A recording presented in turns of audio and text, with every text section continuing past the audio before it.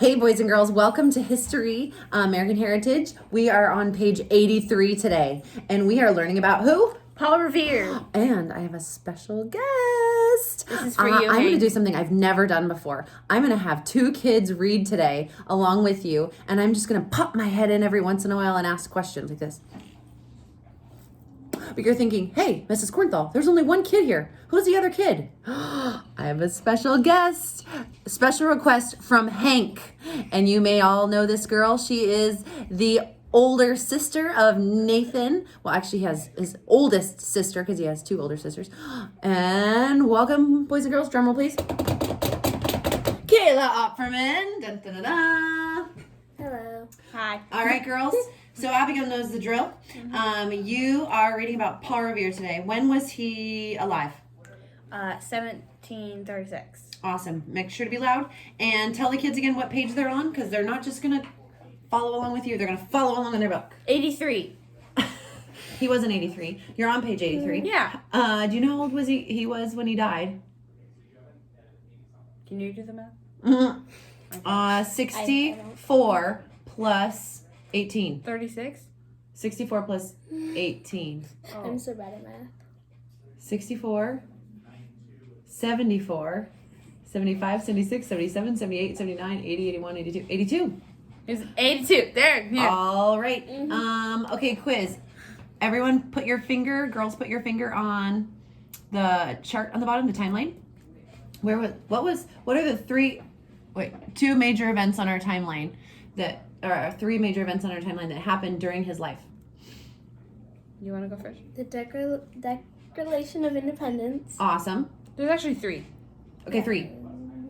The War for Independence. Awesome. And George Washington was elected for president. Woohoo! So we got to see all those things. All right, girls, Right. take it away. The early years and business is No, it's just no business. And if there's a bold word, I'll try and say it with you. Do you want Okay. to go first? Nice and loud. You get to go. I'll go first. Paul, his father called, bring me another silver bar. Paul Revere brought the heavy bar to his father's shop, where it's melted and poured into molds to create beautiful teapots, cups, trays, and silverware. How do you know the silver is ready to pour? Paul asked. He wanted to learn all he could so that someday he can be a silversmith like his father. Cool. Yeah. Turn the page. You want to show those spoons, even though they're not really silver? These aren't really silver, but They're silverish. It's what it would it's the look like. color of silver. It's non-silverware. Awesome. Okay. There's my giant hand. Hey. Popcorn Kayla. Paul Revere's father had come to America from France, gotten married, and opened a silversmith shop in Boston, Massachusetts. Mr. Revere sent Paul to school when he was young, but not for long. Most boys attended school long enough to learn and read and write. Paul became an Apprentice. Let's pause and look at the bottom of the page. Abigail, what does apprentice mean? Put your finger on it. What does it mean? A person who is learning a trade or skill. What's a trade? What does that mean? So what's an example of an apprentice for, I don't know, someone who was a carpenter? What would they learn the skill of doing? Carpentry. Working with what? Wood. Okay, what if they were an apprentice for someone who makes kites? They would learn how to what? Make a kite. kite. Yeah, so just learning to do a job. Oh, okay. Keep reading. Sorry, Kayla. at the age of 13. 13. Guess what? These girls are going to be 13 in January. Almost 13, guys. I'm older. So you guys should get a job. Older by like 2. Hey, you can get a job in January. No. Yeah, as an apprentice at the Lego store. Yay! Oh. Learning how to build Legos. That'd be awesome. Yeah. He helped his father in his silversmith shop. You may think silversmiths made only jewelry, but they also made many useful items such as teapots, serving trays, and silverware. A silversmith could also be called an artist, as many of them beautifully decorated their products. Paul learned all he could do until his father died, leaving him at the silversmith shop and the care of his mother and his 6 younger siblings. Wow. He was only 9 years old. 19. If he was 9, that would be terrible. Yeah. 19's still pretty hard, but Well, 19 is still an adult. better than 9. He's only 9 years. All right, 2 years later, go ahead, Abigail. 2 years later, Paul Revere joined the American Army and became an officer in the Massachusetts Artillery. That's right? Artillery? Artillery. Yep. Okay. It looks. Shoot the Oh, it says artillery, but I... Oh. Oh, good pause. But Good it's not catch, bolded Kayla. yet. Oh. Artillery, though, is on the bottom. What does it say, Kayla? The part of a colonial army who used cannons in battle. Ooh, so he was a cannon soldier. Wow. Okay, the artillery. Go ahead, He Abigail. fought in the French and Indian War for a short time. When he returned home, he began to work on building his own silversmith business. He was famous for his silver tea sets and spoons. He was even a dentist at times, cleaning teeth and fastening false teeth while selling toothpaste.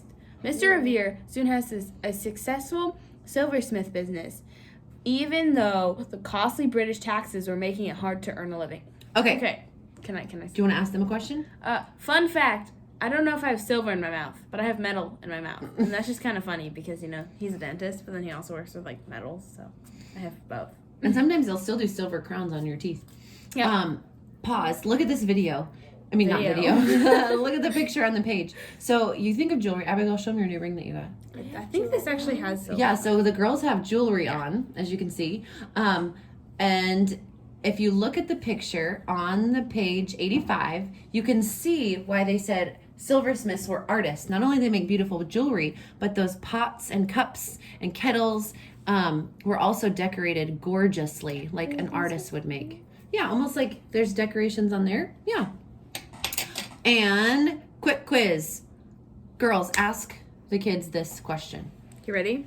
You want to see? You can say it together. What was Paul Revere most famous for making in his shop? Ooh, so from what they just read, what was he famous for making his shop? Are you giving them a hint?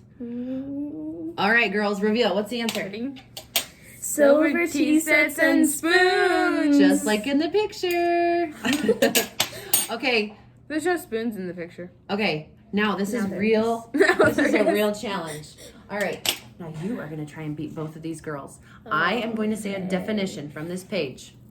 It could be an important name from either of those columns. So there's 8 choices? 9 choices. That's a lot. 9 choices. So I'm going to say a definition. You have to And say when go. I say go, Yeah. you're trying to beat Abigail and Kayla, and we'll see which one of them wins. Okay, ready? Yeah, and you girls have to say it and hold up your spoon. Okay, are you ready? But you have to have your spoon too. You're talking. Like I'll go like Yeah. this. This will be my microphone spoon. Yeah. Okay, Just don't hit me. I'll try not to. Bam. No promises. Okay. Who joined Paul Revere and William Dawes on their ride?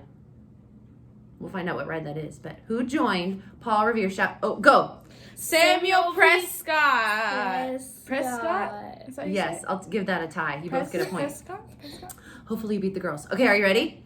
What was also known as the American Revolution or Revolutionary War? Ready? Go. War for Independence. For independence. Oh, I think you girls beat them. I'm just going to guess. Okay. Okay. What was the event where, okay, I'm going to say this like a broadcaster. What was an event where Boston colonists threw shiploads of tea overboard to protest high taxes? Go. Boston Tea Party. Yeah, it sounds like a fun thing, but it was not. We'll read more about that. There's too. some tea. There was this book I was reading, and they said the Boston Tea Party was a bunch of people drinking tea. And Totally it really not. wasn't. I'm just sitting there. Okay, are you ready? A group formed to protect the rights of colonists against Britain. Go. Sons of Liberty. Wow, you girls are fast. Thank you. If there's any third grader who's beating these girls, you're amazing. Okay. You're incredible. Who was the poet? Oh, this is a fun one to say. If you don't know how to say it, I'll tell you. Who was the poet who wrote Paul Revere's Ride? Go. Henry Wadsworth Longfellow. Now, this is a fun one to say. Henry Wadsworth Longfellow. I remembered it from last year, guys. Henry Wadsworth Longfellow. It's fun to say it like that. You want to try? Henry Wadsworth Longfellow. Doesn't that sound like a poet? I am a poet. Henry Wadsworth Longfellow. All right. Next, who are the colonists who volunteered to fight at a minute's notice? Go. Minutemen. Wow, you girls are tied every time. I can't put a spin on Okay, are you ready? I don't want to try. Who was the man who rode with Paul Revere? You already did that, I think. Oh, yeah, you're right. That one? Yes. No, No, I did the no, second no, one. no. Nope, Oh, I didn't. yeah, no, The original guy. I should have asked him in a different order. The man who rode with Paul Revere to warn cities that the British were coming. William Dawes. All right. Dogs. And Dogs. the hero, I think I got them all. I might have missed one. The hero of the American War for Independence who warned that the British were planning an attack. Go. Paul Revere. Good job, girls. All right, turn the page, everyone. Wait, you didn't do Patriots. All right, so read what that is, if I forgot. Patriots, colonists who wanted to be free from England's rule. Awesome. Well done. Okay. It's your turn. No. Yeah, it is. Read all. Okay. Well, you don't have to read it all. You just read to this. The I'm paragraph. Rachel here. Okay. So this is a little pause for a commercial about teeth. I had like a There we go. contraption in my mouth. I'm so cool. Although many people enjoyed sweets, unfortunately, they are not good for teeth. Even in ancient times, people had cavities and other tooth problems. Early dentists would fill cavities with beeswax, fabric, and even jewels. Ew. Like pirates. For hundreds of years, people would go to the local barber to get their teeth pulled. The barber? Cut off your teeth. That wasn't such a pleasant experience. During the time of Paul Revere, the rich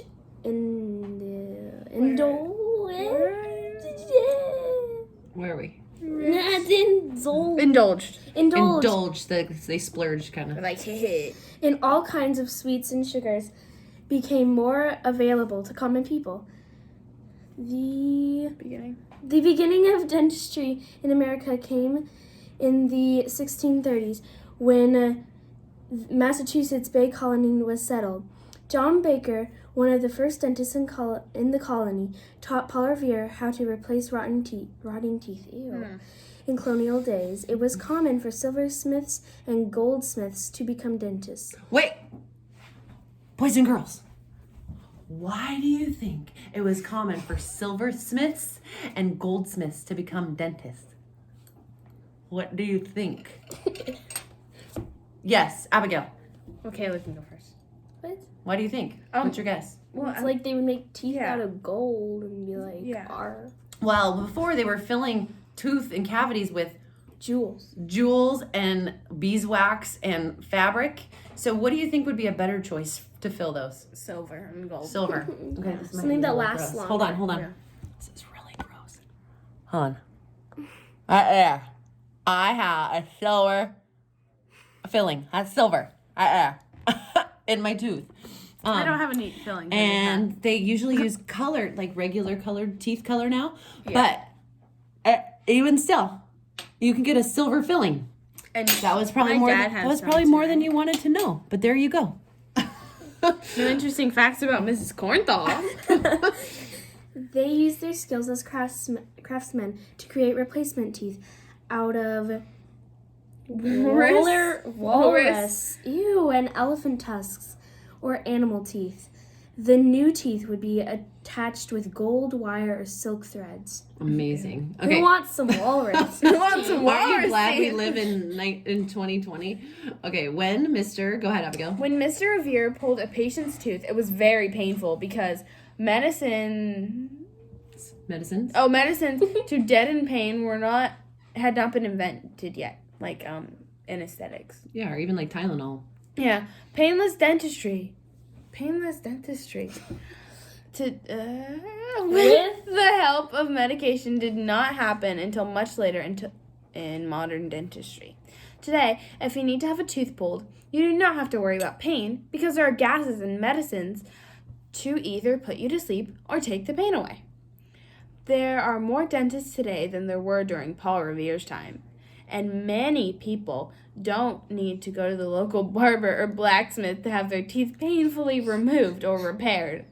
Most Americans can now afford to have their teeth replaced with artificial teeth made from hardened rubber. In modern times, there are many helpful things that we can do to care for our teeth.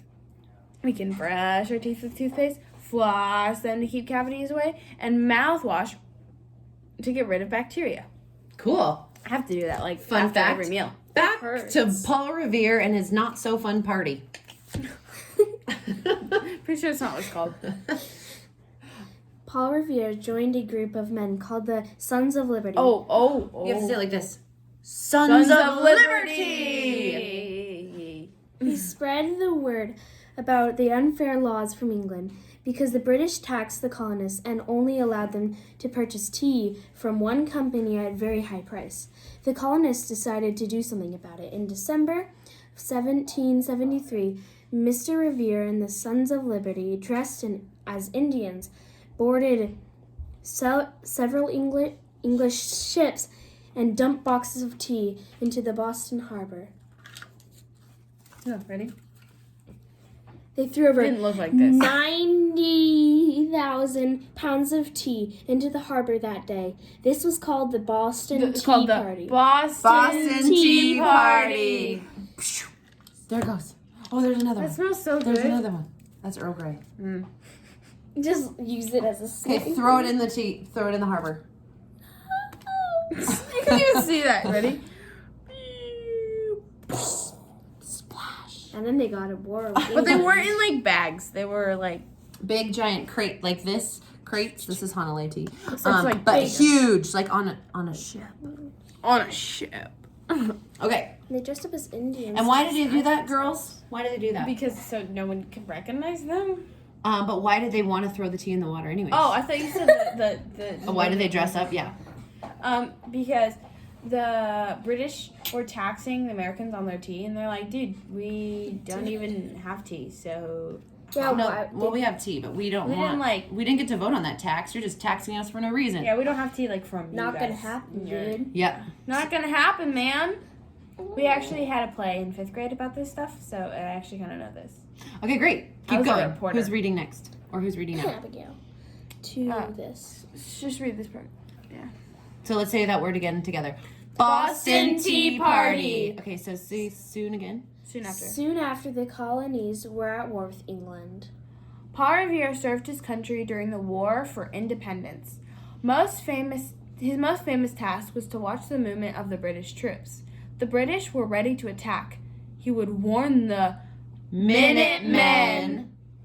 The Minutemen, who would be ready in a minute's notice, might be able to stop the British troops before they reached Concord. So, why were they called Minutemen? They were called Minutemen because they're like, any minute, you have to be ready any minute to help fight. Does that name make sense? Yeah. Yeah. The men that were ready in a minute. What men were The ready in a Minutemen. minute to help fight? I found The Minutemen. Clever name. Sorry. That should be like the name of a movie. The men who are ready to fight at any minute. The Minutemen. All right, keep Dun, going. dun, dun. Okay, okay. Paul Revere had two friends ready to climb the steps of the Old North Church to signal how the British would leave Boston. One lantern light meant the British would march on foot. Two lanterns meant the British would cross the river in boats. She's so cute. I'm sorry. On the night of April 18th, 1775, as soon as Revere's friend saw the lanterns. Okay. Stop it, Fonda. That's the dog. Fonda, seriously, I'm not causing trouble. I'm not a burglar. So, one Stealing if a by lantern. land. So there is a big lantern. One if by land, So- two if by sea. Yes, one if by land. So look at the picture on page 87. Do you see it? And there's like a church tower, a little steeple, and in the top there's like a little light flickering. Sorry. So they said, if there's one lantern, One if by land. that means the British are coming and they're going to attack us by Land. land. And if there's Two-ish. 2 lanterns, it will warn By everyone sea. that they're coming by sea. And so he was looking for that light. And if there's 1, he'd know by land, 2 by sea, and then he would go tell everyone, the British are coming. The British are coming. Arm yourself. Ah, The British are coming.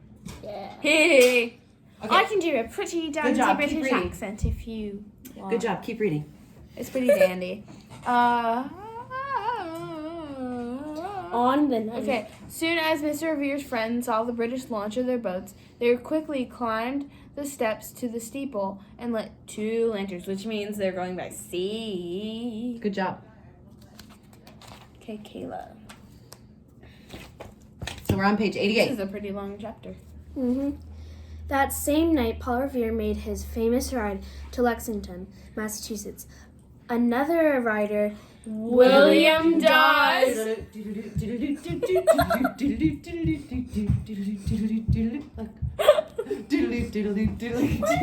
She's like, really? She's like, hi, mommy.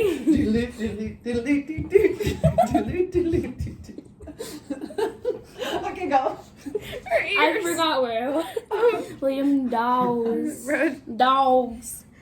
Rode from the other direction. Oh, let's say that together. We did. William Dawes. Dawes. I missed it. I was too busy writing Fonda. Rode from the other direction. If any one of the men was captured, the other would be able to warn his friends and fellow patriots. Patriots. Patriots, sorry. That the British were coming. The regulars on the move. The regulars are on the move. That's what he'd say. Ready? I'm going to do Paul Revere. The regulars are on the move.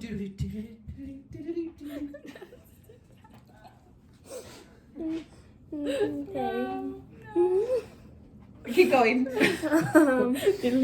Was Paul Revere's cry as he rode through the countryside, waking the Minutemen. After warning the Patriots in Lexington, Mr. Revere was captured by the British troops on his way to Concord, Massachusetts, where the American Army's supplies were stored. William Dawes and the third rider, Samuel Prescott. started for Conrad, but Mr. Prescott was Conquered the city. Right. Concord. But Is it Concord or Concord? either way is fine. Concord. Conquered. I usually say conquered. But Mr. Prescott was the only one who finally reached the city and warned the men that the British were on their way. After his release, Paul Revere said of his brave friends, "If a man will risk his life in cause, he must be a friend to that cause." These brave men were loyal to the cause of freedom. Okay, so Paul Revere went. And then, who was his other friend? Samuel Prescott. But who was the only one who made... Oh, nope, you already said his name. There's also William Dawes. This is William Dawes. Dawes. Not William Dogs. William Dawes. And then, the only person who made it was the third guy. Samuel and his name was... Prescott. Hello, I'm Samuel Prescott. The British are coming. She's a good horse. Okay. Abigail, your turn. During the American Revolution, Paul Revere made gunpowder and cannons for the American Army and also printed paper money for the colony of Massachusetts. After the war, he set up another business on rolling copper into sheets. He helped supply copper sheeting for the bottom of the U.S. Constitution warship. He operated a hardware store and foundry. In the foundry, he made a large bell, which still rings today in Boston's King Chapel. Because of his help with the war, he remembered Paul Revere and his accomplishments. A poem by Henry Wadsworth Longfellow. That's not bolded, it's just fun to say. Called Paul Longfellow. Revere's Ride. But is Through the poem, though the poem is not completely true. Okay, so, boys and girls, this is a long poem by, what's his name? Henry Wadsworth Longfellow. And he is the poet who wrote Midnight Ride of Paul Revere. Now, this is what made Paul Revere famous, and sadly, who is not famous? Who was the guy who actually got there? Do you remember? Nope. Okay, look back. He's It's not in bold. famous. Samuel Prescott. Yep. So, even though Paul Revere gets all the credit, he still had two buddies that helped He him. wasn't that cool. So, here is an No. announcement. On Google Classroom, the other link that says The Midnight Ride of Paul Revere, that I want you to follow along in your book or follow along on the screen because it has the whole poem on there and they read it really cool. So either read this to self or click on the other link that says Paul Revere's Who's Ride. the poem by, guys? You ready? Ready? Henry Wadsworth Longfellow. Okay, so we're not going to read it right now, but I want you to read it on the other link or read it to self. Okay, so flip the page. Sorry, Kayla. Flip the page and to page 90 and finish that last paragraph. Actually, can I read? I haven't read this whole time. Mr. Revere was not the only man on the midnight ride, and he never made it to Concord before he was captured. But this poem did do one thing for Paul Revere. He went from a local silversmith to an American folk hero. So, yes, so he did his part, and he is the one. Can you imagine if the three of us were on the ride and only I got the credit? He'd be like, hey. No, only Fonda got the credit. Where's she looking? I don't know. She's waiting for someone to walk by. She's looking for the lantern. One if by land or two if by sea, Bonna. Okay. Okay, so I'm going to ask you girls a question. It's by land. It's by land. There you go. By lantern. Yep. Figured it out. Okay, here we go. I want you, boys and girls, to pause the video, and I want you to fill out all the answers for this checkpoint. So answers 1 through 7, and then unpause it, and then see if you got them right. Okay, are you ready? Pause it. Okay, and action. Number 1. I'm going to call on you first, Kayla. Okay. Number 1, Paul Revere was an apprentice. Remember, that's something you learn to do, like a trade that you learn to do, to his father as a what? Like, what trade did he learn from his dad? A silversmith. Excellent. Number 2, Paul Revere joined a group called the something, something, to warn of England's unfair taxes. What was the group called? The Sons of Liberty. Yes, number 2 is the Sons of Liberty. So, number 3, Paul Revere took part in the something where boxes of tea were dumped into the harbor. Kayla. Boston Tea Party. Yes, the least fun party there ever was. Okay, number 4, colonists who were ready to fight at any time, at any minute, were called the what, Abigail? Minutemen. Excellent. Paul Revere traveled on horseback to where, Kayla? Lexington. Excellent. And what did he do there? He warned his friends and fellow patriots that the British were coming. The British are coming. The British are coming. Okay, number 6. Did Paul Revere make it all the way to Concord? Abigail. No. Why? He was captured. Yes. For a bonus point, who was the guy who made it there? Yes. Samuel. What was his name? Wasn't it Prescott? Oh, Samuel Prescott. Yay! I got the first Oh, name right. without even I got peeking. the first name right without even peeking. So. Yes. And we'll say this one together because it's so fun. Who wrote the poem that turned Paul Revere from a local silversmith to an American folk hero? Ready? Henry Wadsworth Longfellow. So now that you're done with this video, you can go click on the other video and listen to the poem by Henry Wadsworth Longfellow called The Midnight Ride of Paul Revere. Paul's Midnight Ride. Come on. You have to ride Fonda again. And then Okay, ready? Off we go. We can do the